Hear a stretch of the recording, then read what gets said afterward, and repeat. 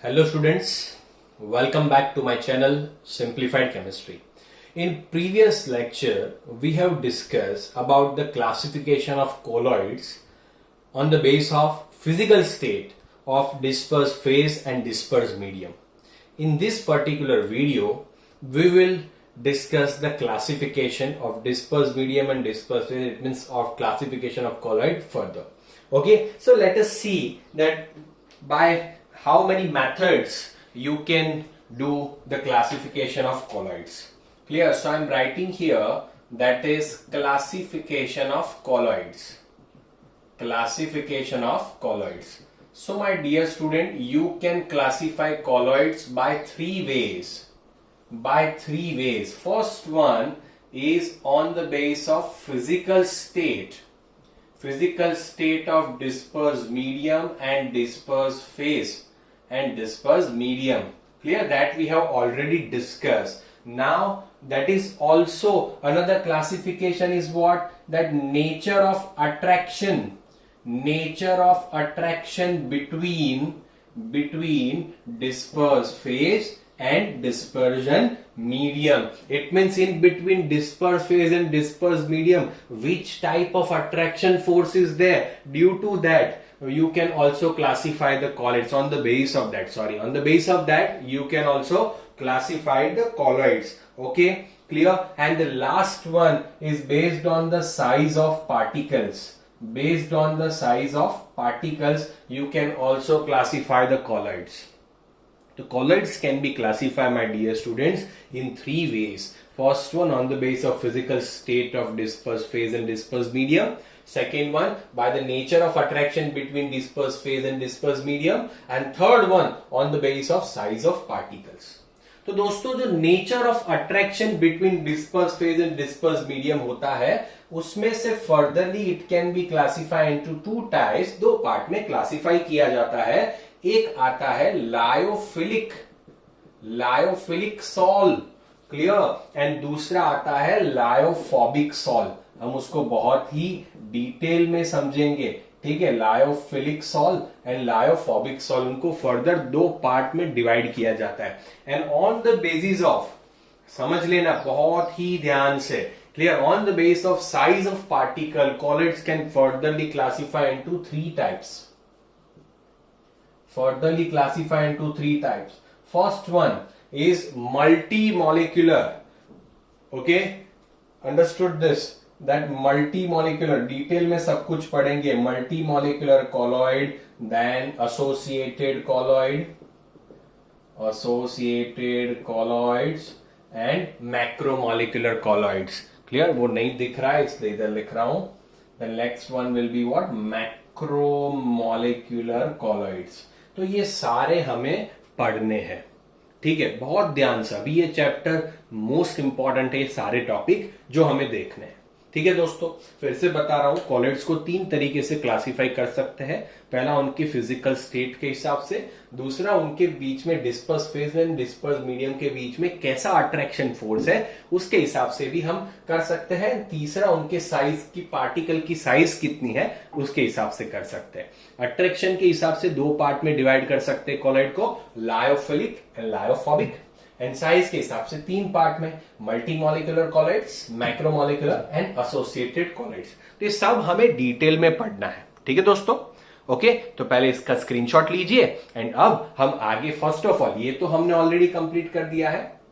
आज पर्टिकुलर ये वीडियो के अंदर हम ये देखेंगे nature of attraction between disperse phase and disperse medium. Clear? फटाफट से इसका स्क्रीनशॉट ले लीजिए. Okay, so now let us start the classification based on the nature of attraction between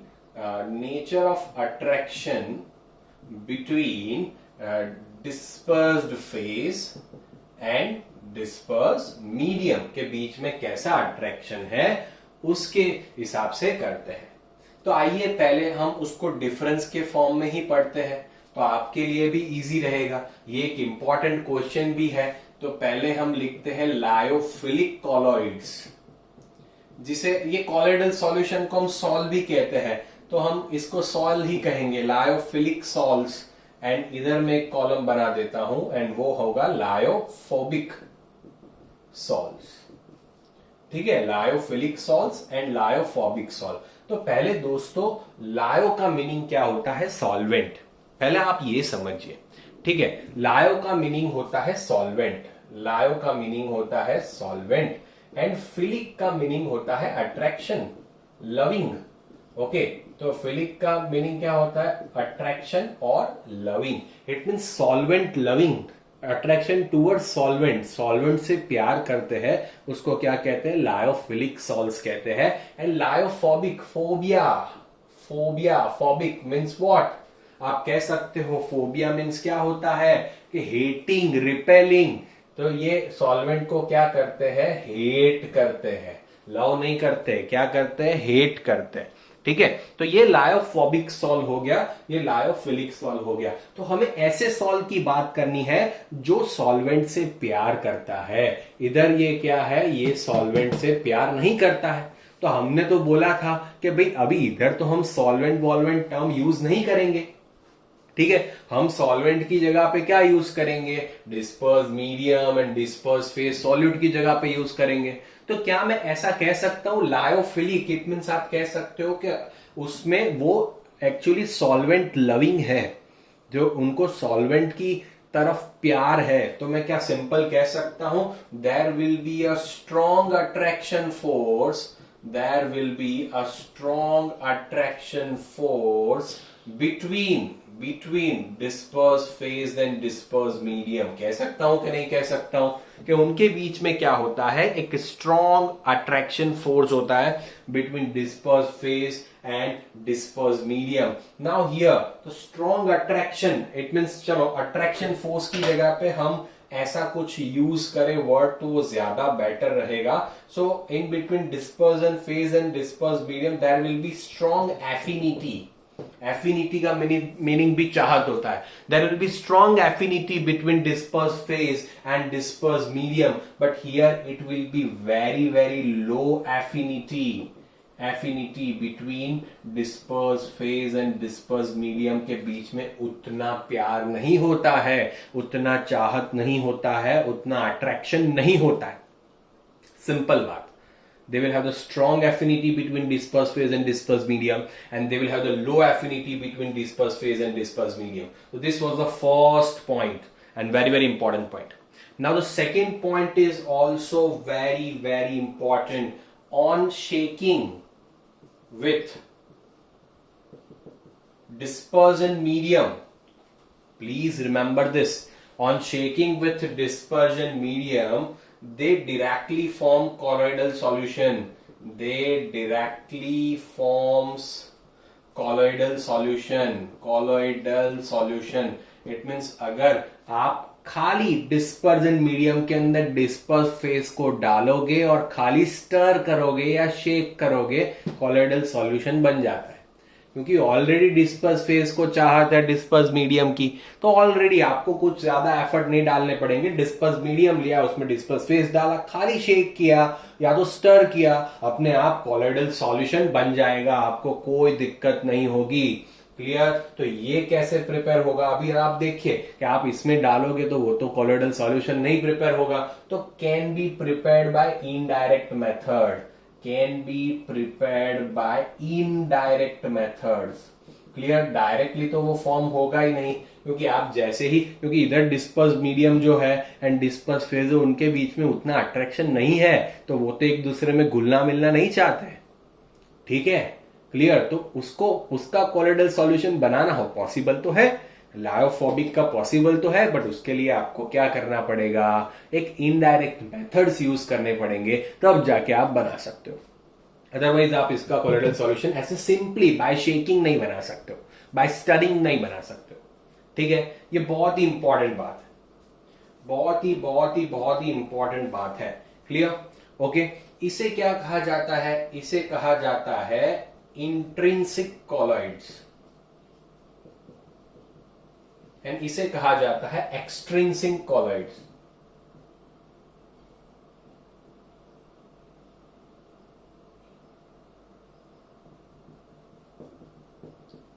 okay, इसे क्या कहा जाता है? इंट्रिंसिक कॉलॉइड्स एंड इसे कहा जाता है एक्सट्रिंसिक कॉलॉइड्स। तो ऐसा है क्यों, ऐसा क्यों होता है? क्योंकि इंट्रिंसिक कॉलॉइड्स कैसे होते हैं, मैं आपको उसका एक एग्जांपल देता हूं कि अगर आपने कोई भी सॉल्यूशन रखा है, वो थोड़ी देर बाद क्या हो जाएगा। अभी कॉलॉइड क्या होता है, पहले दोस्तों आपका कंसेप्ट क्लियर होना चाहिए। कॉलॉइड क्या होता है कि भाई ना तो वो कंप्लीटली डिसॉल्व होता है प्योर सॉल्यूशन की तरह, ना तो वो कंप्लीटली नीचे बैठ जाता है, उन दोनों के बीच का होता है। ठीक है, 1 नैनोमीटर से 10⁻³ नैनोमीटर के बीच में होता है, ये तो आपको पता है, ये आप हमने लास्ट लेक्चर में देखा ना। तो होगा क्या कि इसमें कुछ पार्ट ऐसा होगा वो अनडिजॉल्व होगा एंड कुछ पार्ट ऐसा होगा वो जो डिजॉल्व हो गया होगा। बट आप उसे एक जगह पे स्टेडी रखोगे तो थोड़े टाइम बाद क्या होगा, जो अनडिजॉल्व पार्ट है वो नीचे बैठने लगेगा। दोनों के अंदर ऐसा होगा, कॉलॉइडल सॉल्यूशन में ऐसा ही होता है। बट अभी क्या होगा, आप खाली इसको स्टर करोगे, वापस से कॉलॉइडल सॉल्यूशन बन जाता है, उसे इंट्रिंसिक कॉलॉइड्स कहते हैं। खाली आपको क्या करने की जरूरत है, स्टर करने की जरूरत है, वापस वो कॉलॉइडल सॉल्यूशन बन जाएगा। बाकी इधर नहीं होगा, इधर आपको इनडायरेक्ट मेथड्स की जरूरत पड़ती है। वैसे ही जो नीचे बैठ गया तो फिर आप खाली स्टर करके कॉलॉइडल सॉल्यूशन नहीं बना सकते हो। ठीक है, तो इसे इसकी वजह से एक्सट्रिंसिक कॉलॉइड्स कहा जाता है। ठीक है, तो इसीलिए मैं कह सकता हूं कि ये एकदम इजी टू प्रिपेयर है कि नहीं, ये एकदम इजी टू प्रिपेयर है and they are very very difficult to prepare, very very difficult. तो ये बहुत ही डिफिकल्ट है प्रिपेयर करने के लिए, ये बहुत आसानी से प्रिपेयर हो जाते हैं ना, बहुत ही सिंपल बात है ना, बहुत ही सिंपल बात।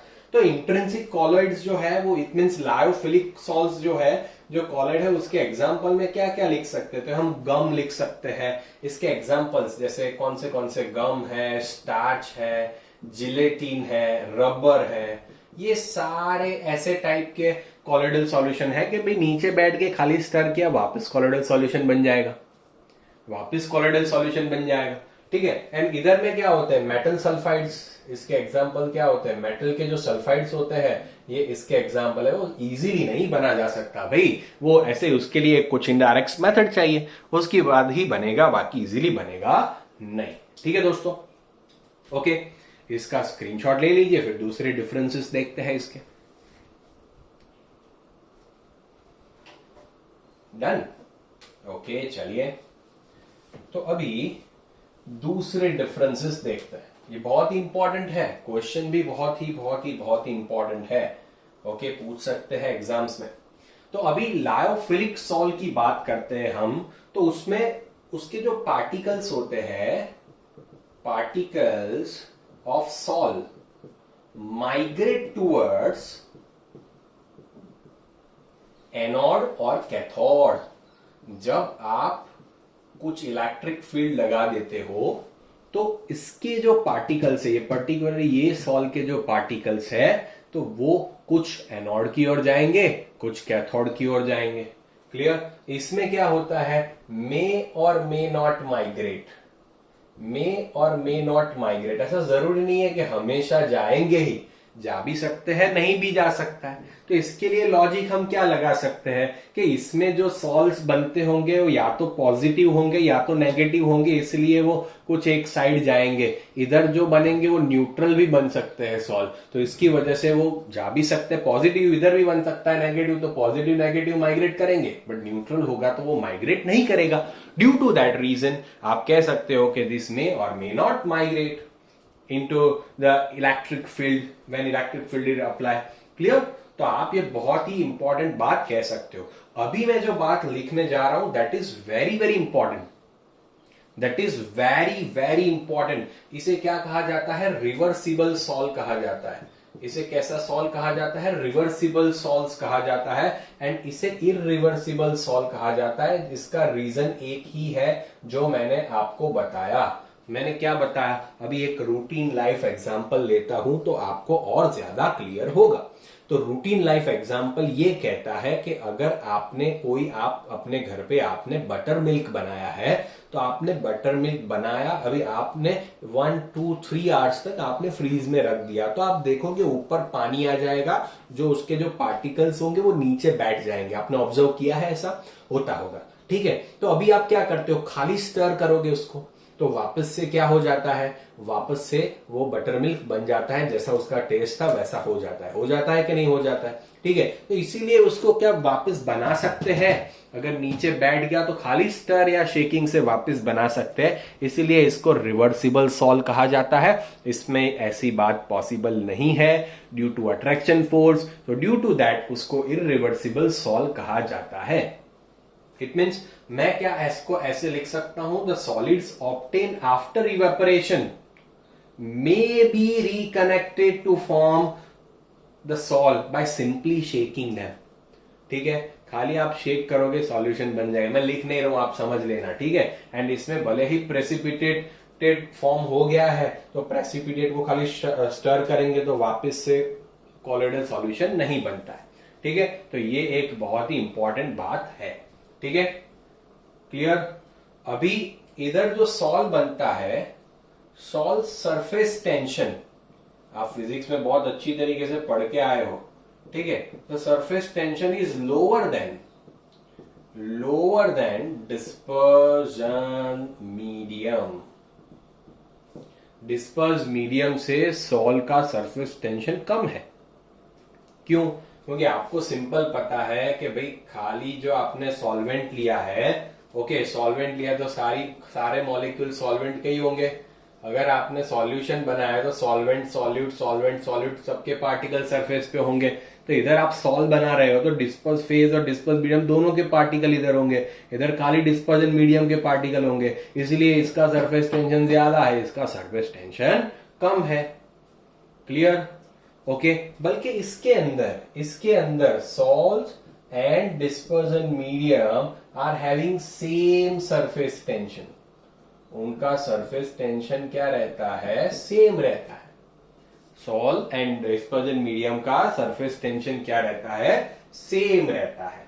ठीक है, ओके क्लियर। ये बहुत ही ध्यान रखना। And due to surface tension, आपको पता है सरफेस टेंशन आएगा तो विस्कोसिटी भी आएगा। क्लियर? ओके, अंडरस्टूड और नॉट? क्लियर। तो इधर जो विस्कोसिटी जो होती है, विस्कोसिटी सॉल्व की ज्यादा होती है compare to dispersion medium. Dispersion medium की विस्कोसिटी कम होती है, सॉल्व्स की विस्कोसिटी ज्यादा होती है।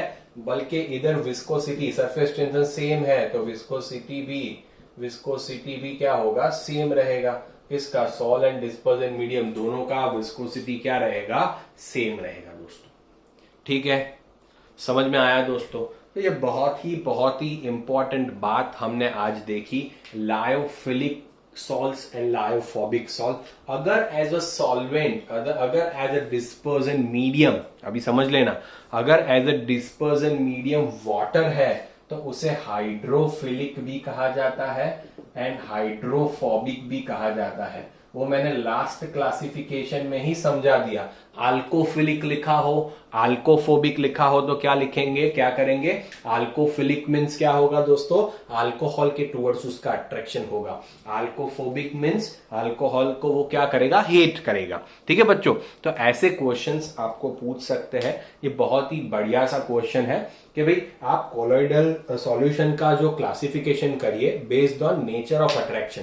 तो एक आता है लायोफिलिक, एक आता है लायोफोबिक। इसमें मेन पॉइंट मैं बता दूं तो मेन पॉइंट कि भाई इसमें अफिनिटी बहुत ज्यादा रहती है, इसमें अफिनिटी बहुत कम रहती है।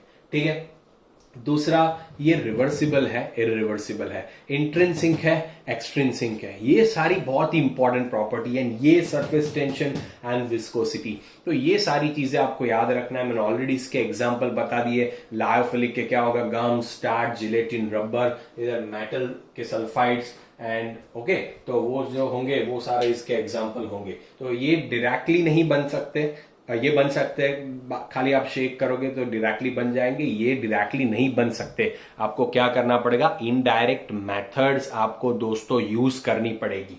ठीक है दोस्तों, तो ये था पूरा इंफॉर्मेशन अबाउट दिस। एंड अभी नेक्स्ट लेक्चर के अंदर दोस्तों हम देखेंगे classification based on the size of particles. तो वो देखेंगे, उसमें बाद में मिसल फॉर्मेशन जो होता है वो भी देखेंगे। बहुत ही इंपॉर्टेंट थियरी है वो भी। ठीक है, तो बस बच्चों यहां तक का ही आज का वीडियो था। Thank you so much for your love, share and concern. जो बच्चे ट्यूशन नहीं जाते हैं उनको ये वीडियोस भेजिए, उनको भी पता चले, उनको भी सीखने का मौका मिले। ठीक है, thank you so much. Please subscribe to my channel, share and please press the like button. Thank you so much.